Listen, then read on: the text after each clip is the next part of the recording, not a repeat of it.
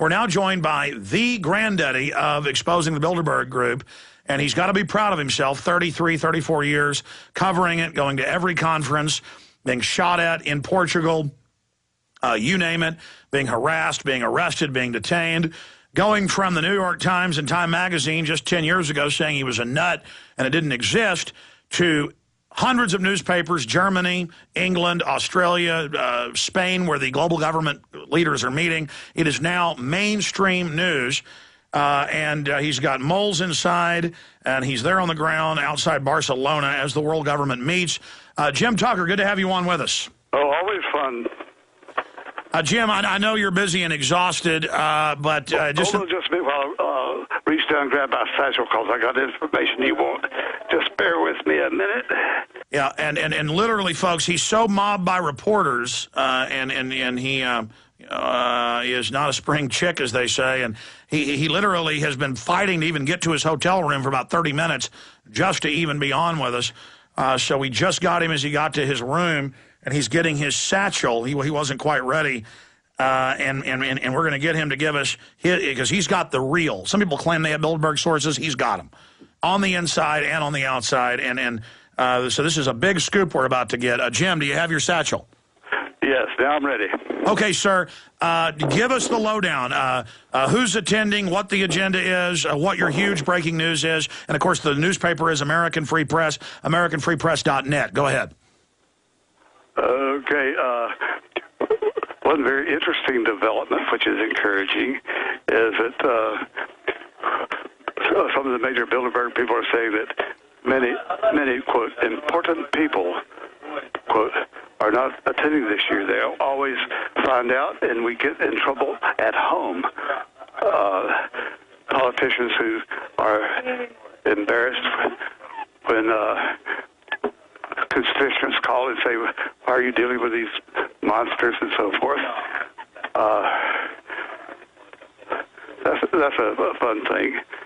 They're also celebrating the fact that your President Obama has signed off on the international treaty which would allow the UN to come into your house and take your gun away. A European bureaucrat. It's some kind of treaty called the National Guns Treaty or something under the UN. Yeah, it's a small arms ban treaty. So they're pushing that at this disgusting, treasonous event. Absolutely. And the evil thing about this, he might pull a little George Bush and say it's not a treaty, it's just an agreement. But if it's a treaty, as you know, under our Constitution, the treaty is the superior law of the land. That's why George Washington said, don't have any treaties. Don't have enemies. Be neutral. Be friendly with all nations and partial to none. Well, Jim, to expand on that, what about the euro? Do they want to plunge the euro to bring in the SDR, or are they there trying to prop up the euro? Oh, they're determined to save the euro, and they're nervous about it, though, of course, with the economic crisis. But the euro is important because it's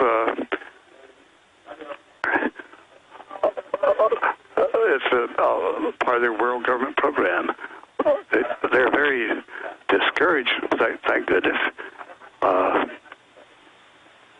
They're very downbeat because they've fallen so far behind. As I said before, in the 1990s, Bilderberg was absolutely confident that we'd have an American Union patterned after the European Union, and the Asian Pacific Union would be well underway.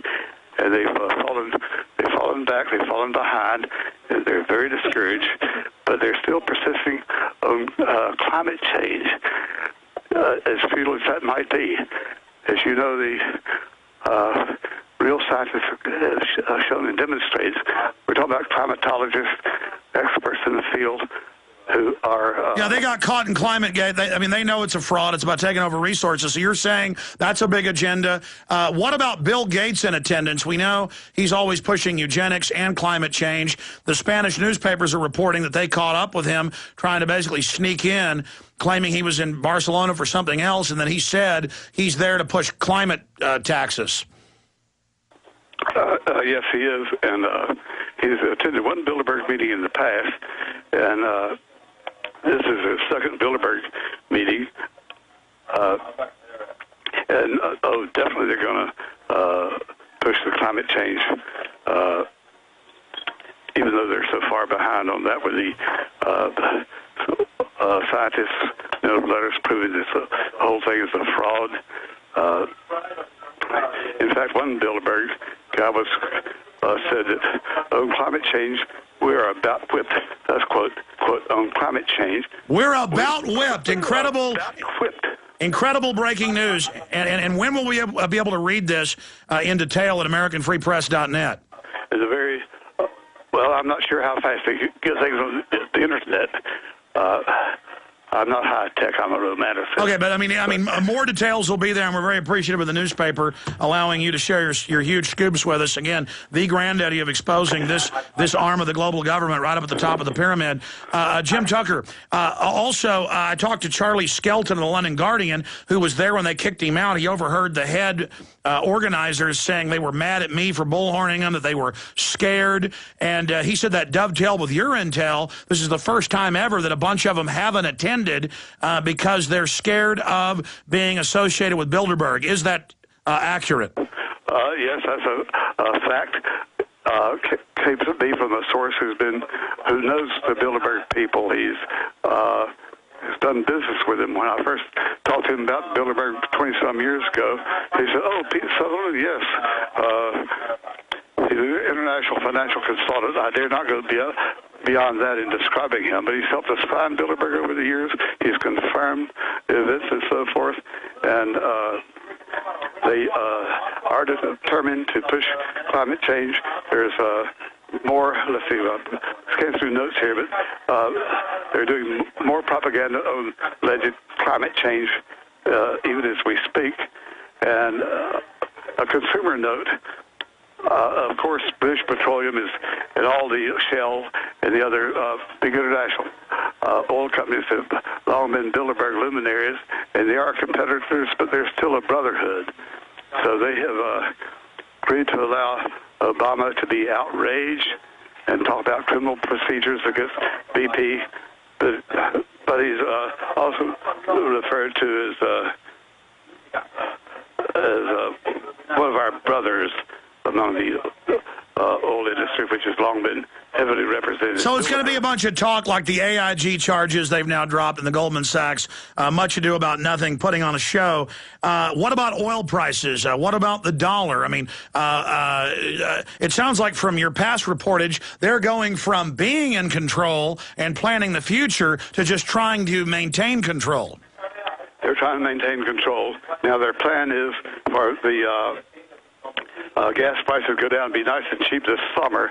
In the months ahead, they're to go up to $4 a gallon, starting probably around November, some such time. They're saying that we have to do some pacification here, but then that's why they still maintain production of oil at only 80%, not 100% of easy capacity.